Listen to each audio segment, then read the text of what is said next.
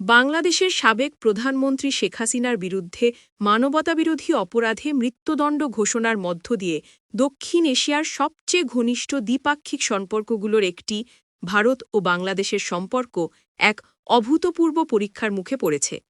১৫ বছরের ক্ষমতায় থাকাকালীন শেখ হাসিনা দিল্লির কাছে ছিলেন এক নির্ভরযোগ্য প্রতিবেশী।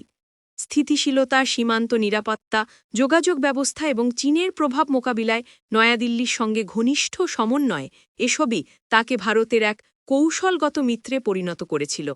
কিন্তু আজ সেই মানুষটি মানবতাবিরোধী অপরাধের দায়ে দণ্ডিত হয়ে ভারতের মাটিতে আশ্রয় নিয়ে আছেন।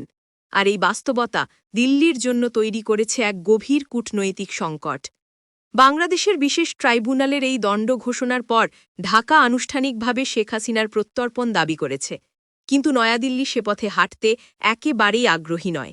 ফলে কার্যত তার মৃত্যুদণ্ড কার্যকর হওয়া এখন প্রায় অসম্ভব হয়ে দাঁড়িয়েছে। ভারতের দেওয়া এই মানবিক আশ্রয় এখন পরিণত হয়েছে এক দীর্ঘ, অস্বস্তিকর এবং রাজনৈতিকভাবে ঝুঁকিপূর্ণ পরীক্ষায়। দিল্লি আসলে কতদূর যাবে তার পুরনো মিত্রকে রক্ষা করতে? শেখ হাসিনার অবস্থানও এখানে পরিস্থিতিকে আরও জটিল করেছে। তিনি এখনও নিজের দল আওয়ামী লীগকে নেতৃত্ব দিচ্ছেন, সক্রিয় রাজনীতির সঙ্গে যুক্ত থাকতে চাইছেন। নয়াদিল্লির তরফ থেকে তাকে নীরব থাকার চাপ দেওয়া বাস্তবে কঠিন, আর তা কার্যকর হওয়া আরও কঠিন। দক্ষিণ এশিয়া বিশেষজ্ঞদের মতে ভারতের সামনে ৪টি বিকল্প, আর কোনোটাই সহজ নয়। হাসিনাকে হস্তান্তর করা রাজনৈতিকভাবে অসম্ভব, নীরব থাকা ঝুঁকিপূর্ণ, তাকে চুপ করানো বাস্তবসম্মত